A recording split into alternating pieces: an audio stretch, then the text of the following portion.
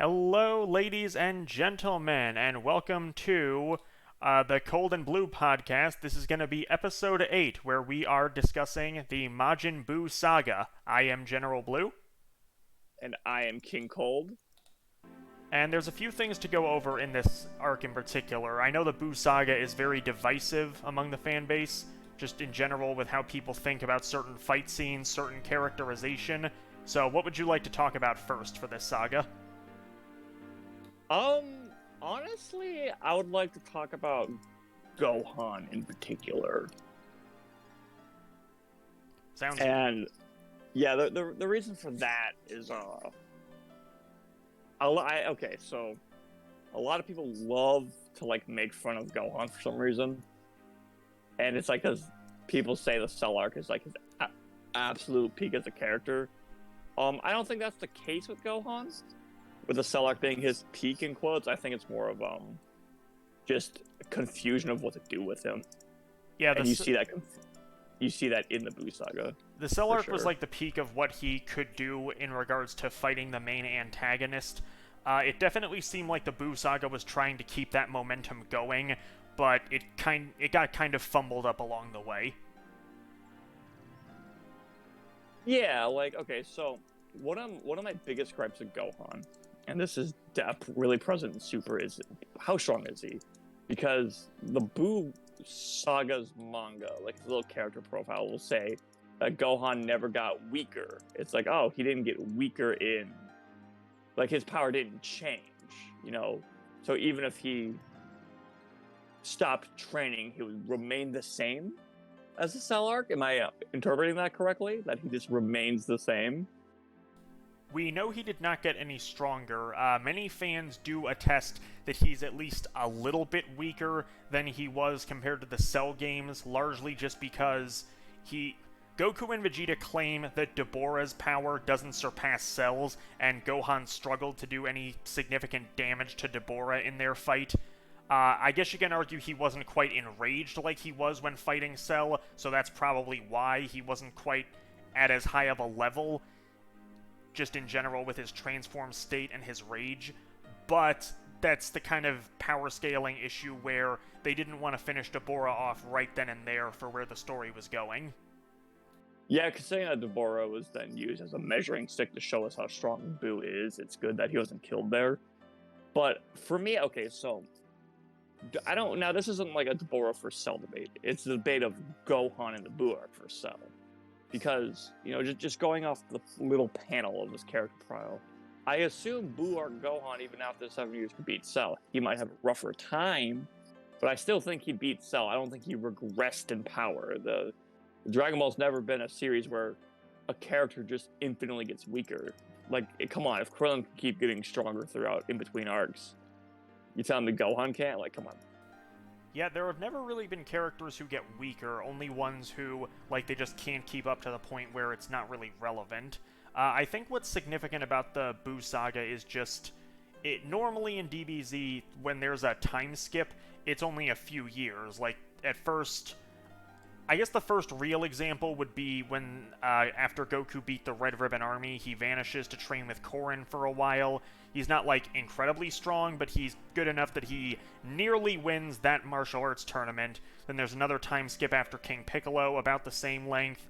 The gap between Piccolo Jr. and the Saiyan saga is 5 years. There's the training for the Saiyans, which is a year.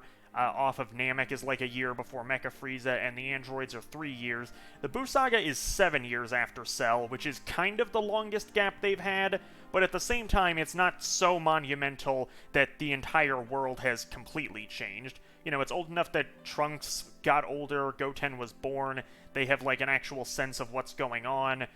There's that whole beginning bit where he's showing off how the world is different, but it's not... The characters aren't unrecognizable, and nobody just died of old age at that point in time, so it's to be assumed that they are still aware anything could happen at a moment's notice like it always has. Yeah, again, it's this weird idea that, characters in Dragon Ball just get, pathetically weak. That's never happened, and especially with a Saiyan. Come on. But it's this weird thing, because Gohan the Buu arc gets really. I think he becomes like the strongest non-fused character in the series. Up until that point, during the Buu arc, it's like Gohan, when you compare him to other characters, was the like unquestionably one of the strongest characters in the series at that point during the Buu arc, because like Gohan himself wasn't weaker than like Goku or Vegeta. He was like way stronger than them because he fought Super Buu and all that. And which version of Buu is the strongest seems to be weird. You know, this also seems to be pretty strange now too, because there's that V jump thing that I showed you earlier, where it was like, oh, Buu gained power on par of Super Saiyan 3 Goku, and it was like, what does that mean? The wording of a lot of panels is weird, and I know that people still debate Super Buu and Kid Buu who's stronger, and it's weird because in most cases the manga makes it sound like Super Buu was a lot stronger. General power scaling makes it seem like Super Buu was a lot stronger. It's just that Kid Buu was more dangerous. But there are a few lines of dialogue, even in the original Japanese dub of the anime, that kind of call that into question. And so the fan base has never really had a 100% definitive answer. There's always some argument on the otherwise. Yeah, but that like bleeds into this problem with Gohan, because like just in the Buu arc, Gohan gets that power up. He gets the potential, Mister, whatever you want to call it. You know, I'm just gonna go off Xenoverse for days, call it potential unleashed. But it's like, okay, so Gohan's power drawn out by the Kai's potential unleashed makes him ridiculously strong, like really, really strong. Like he was beating an opponent who was on par with Super Saiyan 3 Gotenks, and Gotenks, being Goten Trunks, were so confident in Gohan's abilities that he was able to beat, that they like didn't question if he would beat Buu. They're like, oh, he's gonna beat Buu, and he obviously doesn't, but he raffle stomps Buu like pretty quickly throughout the fight. Buu has to use trickery to beat Gohan by absorbing what's it called? By absorbing Gotenks Super Saiyan 3 to get stronger. Which was actually pretty cool, because he like Gohan called him a literal retard, and Buu plays him like a fucking But the thing is like Gohan during that was so strong that no one was questioning if Gohan was going to beat Buu. And it was like he was stronger than Goku as well. I think they implied he was stronger than Goku, who, you know, unveiled Super Saiyan 3 and could have instantly defeated the fat Majin Buu too, and he didn't. Yeah, Goku was absolutely mopping the floor with Fat Buu when they fought. Minor side note, I think the term Mystic Gohan actually originated from like an old, and I'm talking like pre-Team 4-Star days, a guy who was just doing mess around abridged nonsense with Dragon Ball Z. I could be wrong, but that's at least the first time I heard the phrase, and I think it started peaking in popularity after that. That's true, that's pretty cool. Yeah, but like because Gohan in that form, in his potential form during the Buu arc, is considered really, really strong. He's just considered like unbelievably powerful, and no one questions it. No one like debates in the arc with Buu like who was stronger, Goku or Gohan, because I'm pretty sure Goku is like the second strongest in the Buu arc, and Gohan might be stronger even after the fight with Kid Buu. Granted, we don't have really anything confirming that, but it's just like, man, Gohan gets so strong through this potential being pulled stuff. And then there's later on in Super, and this is the big point, is like, for me with Super is like, they claim Gohan gets like super duper weak and he's like unseasoned, he can't even go Super Saiyan, and I'm like, and to me that was super confusing, because you know, in the Buu arc, Gohan was going Super Saiyan pretty easily. I think he even went Super Saiyan 2 rather easily, too. He didn't, like, have difficulties with Super Saiyan 2. Well, even in the original Battle of Gods movie, he went Super Saiyan no problem. Yeah. Yeah, and it's like during it's like there's not much to talk about Gohan in the Buu arc. He gets his power up and then he becomes mega strong. It's just more like the Buu arc was like this beginning of this big misconception of Gohan's power, and it's like, to me, that's super frustrating. I think that one of the hugest problems with the Buu saga in that regard, and this kind of goes into what we were talking about a while ago with transformations in one of the previous episodes, but they kind of keep changing the benchmark in such an astronomical pace. It's like, just a very short version, Fat Buu's in, he seems stronger than Vegeta, who is now Super Saiyan 2 and has a slight power-up from the Majin energy. So he's stronger than that. Then Goku shows the new transformation, and then we have fusion to worry about. Then Buu does the split, Super Buu is born, so now we're measuring the new form of Buu versus the fusion. Then Gohan comes in, and then there's the absorption, the Patara fusion, then everyone is thrown out of the fight except for Goku, Vegeta, and another form of Buu who wasn't there previously. So there's really no point where it's like, it's not a standard regular progression, it's kind of just dipping up and down like the stock market, basically. Yeah, literally, it's just going so wildly throughout the Buu arc, and the Buu arc writing wise, it's not Dragon Ball at its worst. It's definitely not Dragon Ball at its best, but I would say it's middling for Dragon Ball. There is one thing about the Buu arc that I actually like, and I don't know if this was just a mistranslation. I'm pretty sure that this does follow through in the manga, and it's the first time they actually followed through with it, and that is when Gohan does start losing to Buu, the Kais say that Goku can never actually return to the world of the living because, and this was a plot point in the original Dragon Ball, but it had a different explanation. Because he had been dead for over a year, the power of the Dragon Balls wasn't supposed to work on him anymore to bring him back. Now, originally, that was explained by saying that their bodies would have decomposed too much that they couldn't return to the living, at least in the King Piccolo saga, because they had to put Krillin's body in like a cryogenic capsule. But here, it's the first time they actually make some attempt to call back to that, which is actually kind of a nice touch, if only for the fact that they just work around it with Elder Kai anyway. Yeah, that's a weird one, but like, for me, the Buu arc is definitely where you could argue the series power scale started getting really dumb. Like, we don't know, so Goten and Trunks as kids are obviously really strong. They're gonna be strong, because they're, children of Super Saiyans and all this. But it's like, for me, how, like, in comparison, are they stronger than Android 18? Because the two of them fighting her in the tournament, they put her on the ropes a little bit. Individually, no, at least not unless they become Super Saiyans. I guess that just the brief bit of fighting, it was like 5 seconds, but it can be reasonably inferred that as Super Saiyans they could have beaten her, and begrudgingly I should acknowledge that Bio Broly does also make them seem a little bit stronger, at least when they're ticked off and they actually go all out against somebody.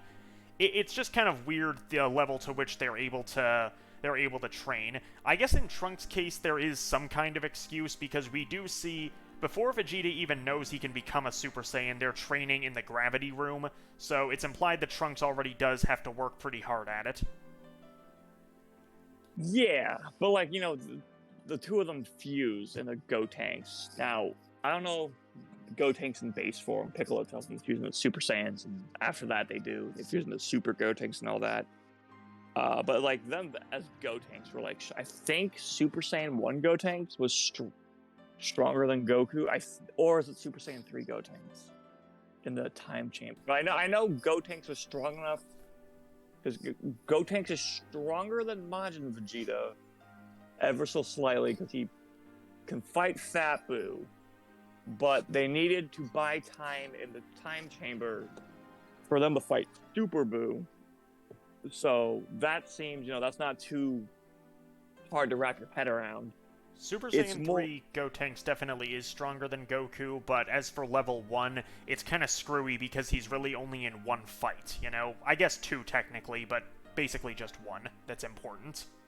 Yeah, like, I don't hate Gotenks. I'm not like a hardcore Gotenks hanger. I'm just not like if the character's on screen doing something cool, I'll appreciate it. But if he's just not doing anything like in Super, then I'm just not gonna care. He's underutilized, and I mean, they didn't even do it once in GT. I think they name-dropped they were going to, but Vegeta or whoever's like, it wouldn't matter, they're too far above even that level. Yeah, well, that's GT for you. Yeah. But, like, what's interesting is, like, the Buu arc had great slice of life episodes of Gohan in high school. I absolutely loved the slice of life episodes. The Dragon Ball's always done slice of life well. And the Gohan episodes in high school, like seeing him balance his high school life and people realizing he lives like 2,000 miles away was always funny to me. They're like, how do you get to school so fast? He's like, I don't know, I just rock. That's always... Yeah, I do like the beginning where it's not even, like, there really isn't even a discernible threat. We're just kind of seeing the characters actually enjoy themselves for once. Because to some extent, they kind of deserve that with everything they've been through over the years.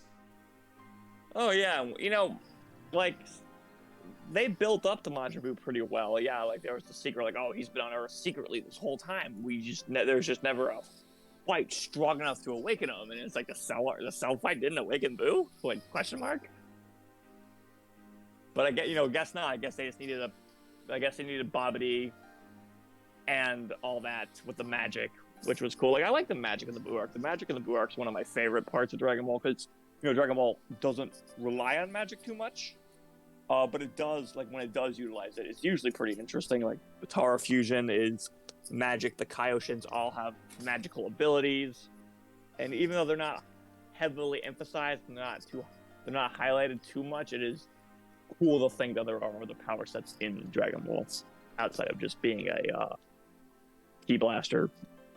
Yeah, because, I mean, aside from early Dragon Ball and I guess the Ginyu Force, Dragon Ball tries to, like, almost systematically dismantle magic or psychic powers really coming into play. They either make it so that the character gets one-shotted before they can do anything, or it just arbitrarily doesn't work for whatever reason. Oh yeah, like, Guldo could stop time as long as he could hold his breath. He was a joke character. What's funny is later on in the series, time manipulation's a Super Saiyan Blue level threat. It was like, with time skip causes Goku to use Kaioken Blue to defeat him. And it's like, what? Holy shit! It's just like, Jesus Christ. Yeah, really. Yeah. You can just chalk that up to just inconsistency of Dragon Ball, which is what it is. It's perfectly fine to point that out. Because, like, Moro, the only hardcore antagonists that utilize magic are Majin Buu and Moro. Those arcs are even referenced amongst each other during the Moro arc, which is always nice to see. Especially, like, there's a lot of the Moro arc that we could rediscuss later, because I think we talked about it briefly. Yeah. I think the problem with the Buu arc comes into it introducing all the fusions, which is weird because there's the fusion dance, and I don't know if Fusion Reborn is out during this arc. Like, if it came out in theaters, I actually don't remember. But there's the fusion dance, and there's the Patara fusion. I'm gonna look it up. Why not? Yeah, sure. Yeah, actually, because I don't know when.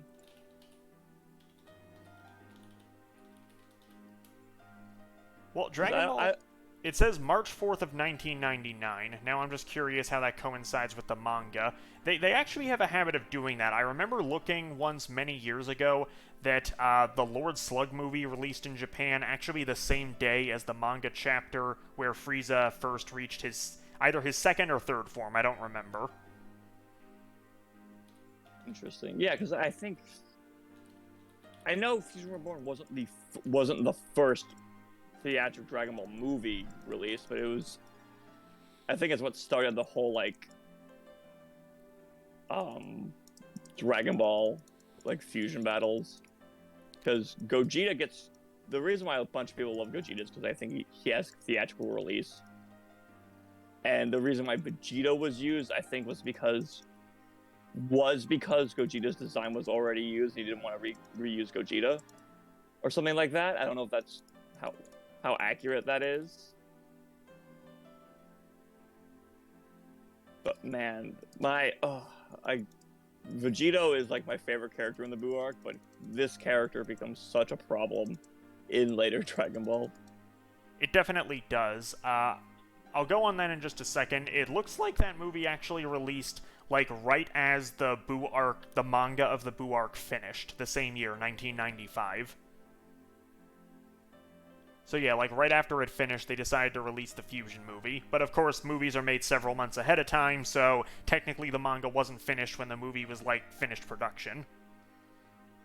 Interesting. Okay. As far as the the regular Fusion versus Potara Fusion debate goes, I mean, the whole debate for a long while, and this was sort of toyed about with in some of the video games. I think Raging Blast was like the most prominent, where it had you do the fight from both perspectives. It's that the whole gimmick was the Potara Fusion is, by all accounts, stronger, but there's kind of the caveat where you're stuck together permanently, whereas, at least with the regular Fusion, I mean, the whole time limit gimmick screws them over in the show because it's like their energy causes them to burn through it faster, but theoretically it works just having a 30-minute time limit to beat an opponent. Oh yeah, considering that most Dragon Ball fights don't even last 30 minutes. I mean, when you consider Like, Frieza's 5-minute thing, they realistically should only last like a few seconds in real time. oh yeah, if you ever followed that, but the whole 30-minute thing just never stuck well with me, because they want you to think that there's this desperate race against the clock on the fusion timers, but the Broly movie, Gogeta isn't Super Saiyan Blue, and he'd be using power that is so great that they'd defuse in 2 seconds. Well, but yeah. that just doesn't seem to be the case. Yeah, because if that happened with Vegito when they were fighting Merge Zamasu, then it's whatever. Inconsistencies occur. Oh yeah, no, that'll always be the case with Dragon Ball. I do wish that they would have kept the idea that the Potara was permanent, though. Just on the general fact of, then it's not as easy to spam, I guess. Because, Vegito in the Black Arc was just kind of spammed there and then a little bit tossed aside without really any consequences to that. The idea was sort of... I'm not going to say it was done well, but it was at least experimented with in the Multiverse fan comic, and I feel like if the actual staff had taken a stab at it, they probably could have done something good with the story. They still would have found a way to work around it, but they would have at least found a way to make it feel like it was a consequence. Yeah, one thing I don't get in the Buu arc is, so Vegito defuses basically as soon as he puts his barrier down in Majin Buu, and one thing that really irks me is the dialogue between Goku and Vegeta after is oh, if we put the earrings back on, we'll what? They're like, well, excuse me. They're like, if we leave the earrings on, we'll refuse into Vegito the moment we leave. And then Vegeta's like, no, I don't want that. And he crushes it and all that and destroys the earring. And it's like, okay, that makes sense. But what's weird is Super came out later trying to say it was a time limit. But I feel like that's not true. Because it's it feels more like a last minute thing, and whatever they confirm is what they confirm, but it's just this weird situation where you're in where it's okay, so Vegito has a time limit all of a sudden, even though you're telling me Elder Kai would be wrong about his own fusion. That just seems very unlikely. The explanation was since they were mortal I guess if one of the people involved is mortal, or Kaioshin or Kaiosama, whatever, any kind of godly being, then it's permanent, unless in the Supreme Kai's case where they just changed it for no real reason. But because Goku and Vegeta were both mortal beings, they had a time limit. Yeah, that was the excuse is because they were mortals, but considering that there was dialogue after that was oh yeah, if they as long as they just keep the earrings on, and they even have characters confirming it with themselves. Sorry, my mic was cutting out for a sec. You're good. They even have characters like confirming, like, oh, they're like, oh, we're just gonna refuse the moment we leave, and that's why they broke the earrings, because they didn't want to refuse. They even took them off. I don't know. I feel like the Buu arc was never gonna use Vegito again, so they left it at this state of like, okay, let's just have them destroy Vegito. Oh shit. On top of just making sure that there's no way to ever use them again. So let's just have this big permanent thing with it, and that we need Majin Buu or whatever to defuse them, and then in Super later they have Kibito Kai defuse with the Dragon Balls, and it's like, oh, that's really weird. So basically, the whole thing about Vegito diffusing when he entered Buu's body that's basically the moment you tap on the top of your phone at the same time somebody sends you a text message. Like, you didn't mean to open it, it just happened right then and there. It didn't... Yeah. They didn't mean to use Buu's power, it's just, oh, that's exactly how long the fusion lasted, so there you guys go. Yeah, I still, I'm still not going to like it, but unfortunately that is our official answer. So. Well, that actually kind of solves another continuity hiccup, I guess, because if the interior of Buu's body could dissolve the Potara fusion, which was developed by the Supreme Kai, then how is it that the Spirit Bomb, a technique by the King Kai, was the one thing that was able to destroy Buu? It's a bit of a weird, I guess, kind of awkwardness. You could argue that there was just so much positive energy it destroyed Kid Buu, but I know some fans still argued about that. Yeah, but I think it's because the Potara's magic, I don't know, how Buu's anatomy actually works compared to what he does will always be a strange one. I mean, the guy literally makes a copy of himself inside of his own body to fight. That's like, I mean, heck, where the heck's that kind of immune system nowadays, you know what I mean?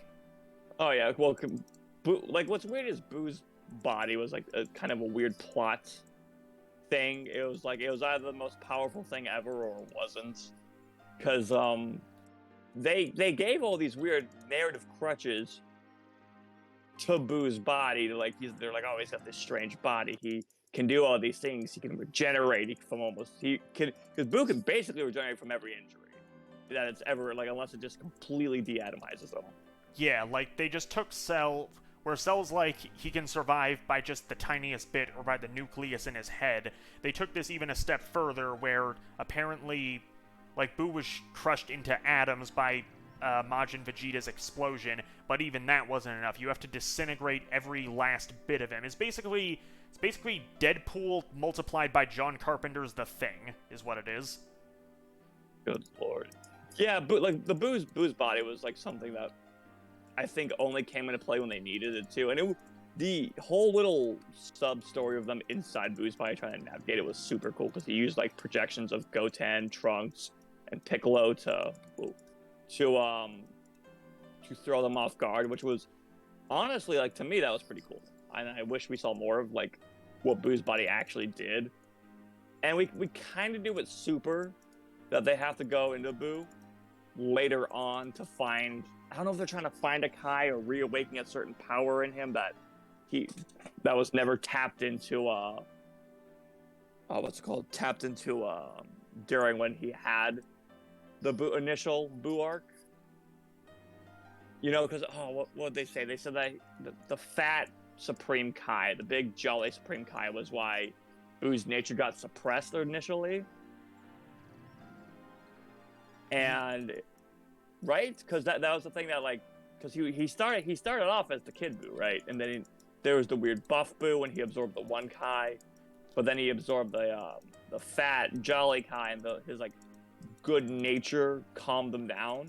Yes, the energy of the Dai Kaioshin was able to make it so that Buu was no longer completely evil, more at odds, and kind of like an innocent, not intentionally evil, just a very destructive child, basically.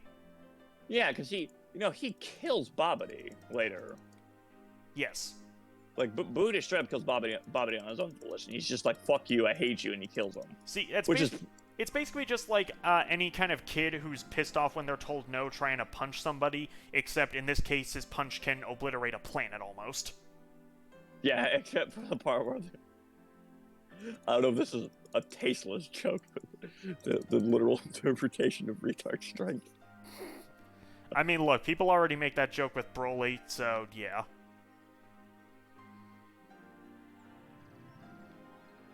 It does definitely seem like there are a whole lot of plot points and a whole what gives a person X amount of energy. It's not...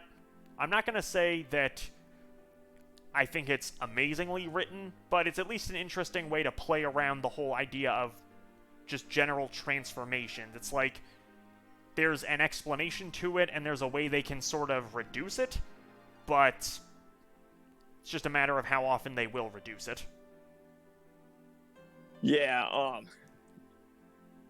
sorry, I just pictured something really bad, but like that scene of Mice and Men where he kills the person who pushes Majin Buu. Wow, that's... Guys!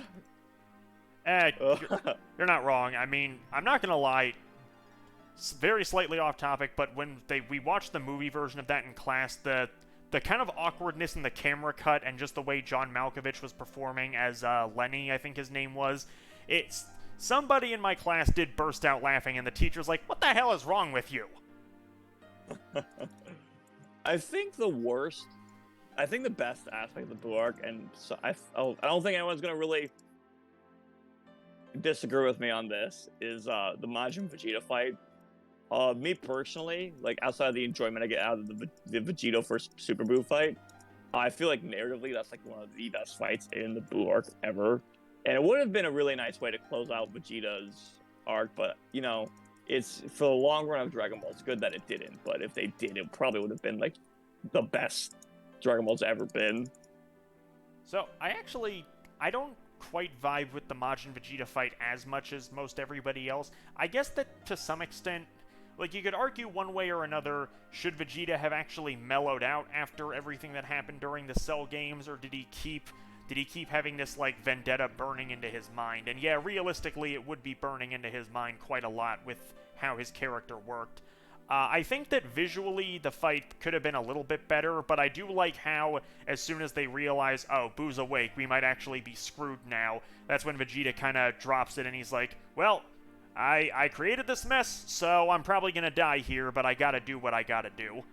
I do think that is definitely a good moment, and I like I absolutely love the Vegito versus Super Buu fight because it's one of the few lopsided fights we get in the show that isn't over in just a few seconds. We actually see how much he's completely obliterating this guy who, you know, Buu tried basically every trick he knew to win, and even that's not working. He's just getting knocked around all over the place. Oh, yeah. Like, what's funny is that the Majin Vegeta fights thing comes into play with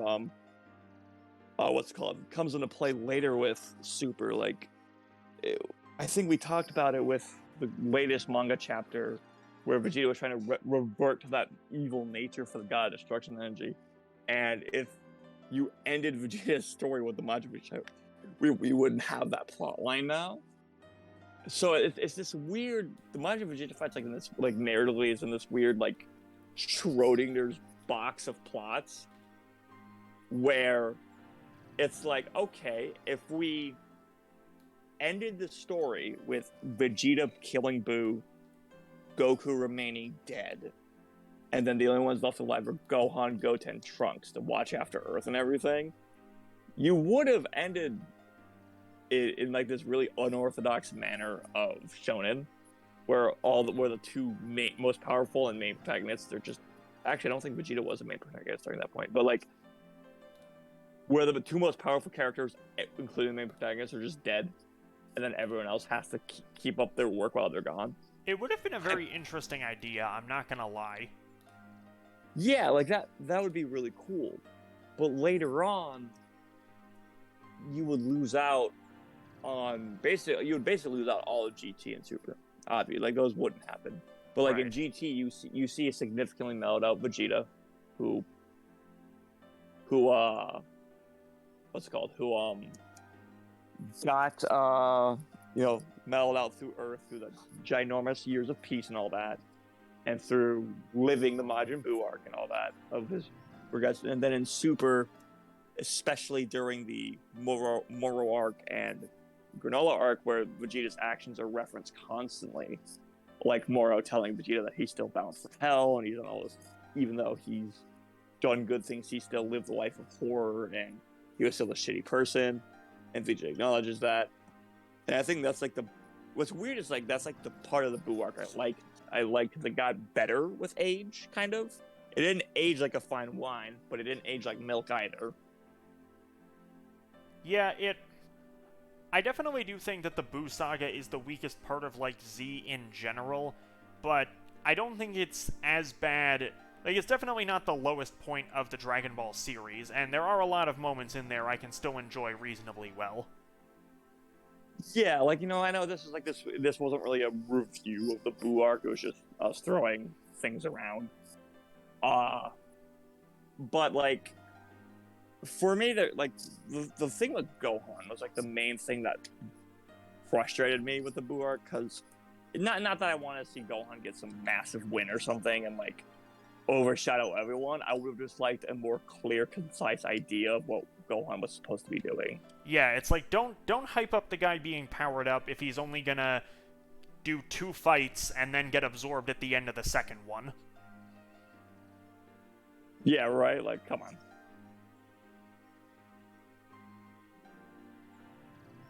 Well, but Gohan getting absorbed was pretty scary though for Goku and Vegeta. It legitimately was.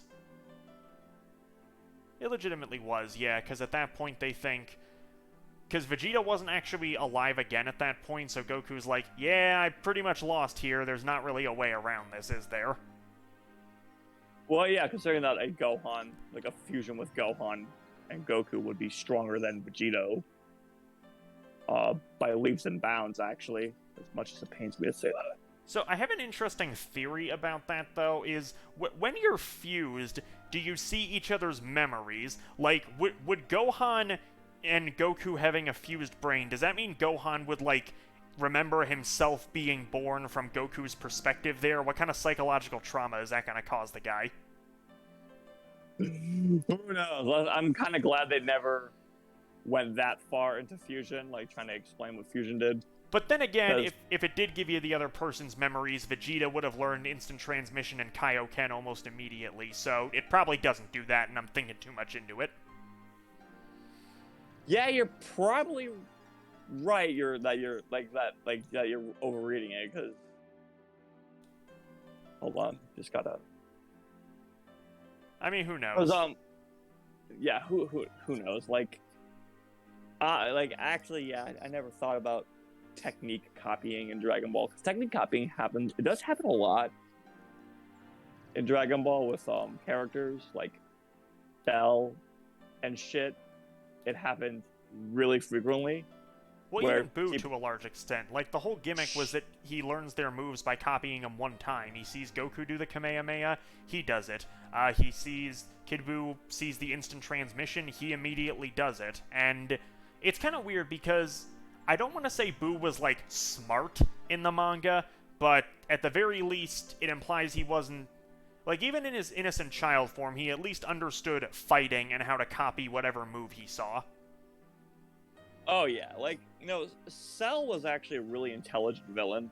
I think Cell was incredibly intelligent compared to Buu. But, I also think, Buu definitely relied on his near-immortal body more than Cell did. Because, Cell's regeneration was the Namekian regeneration.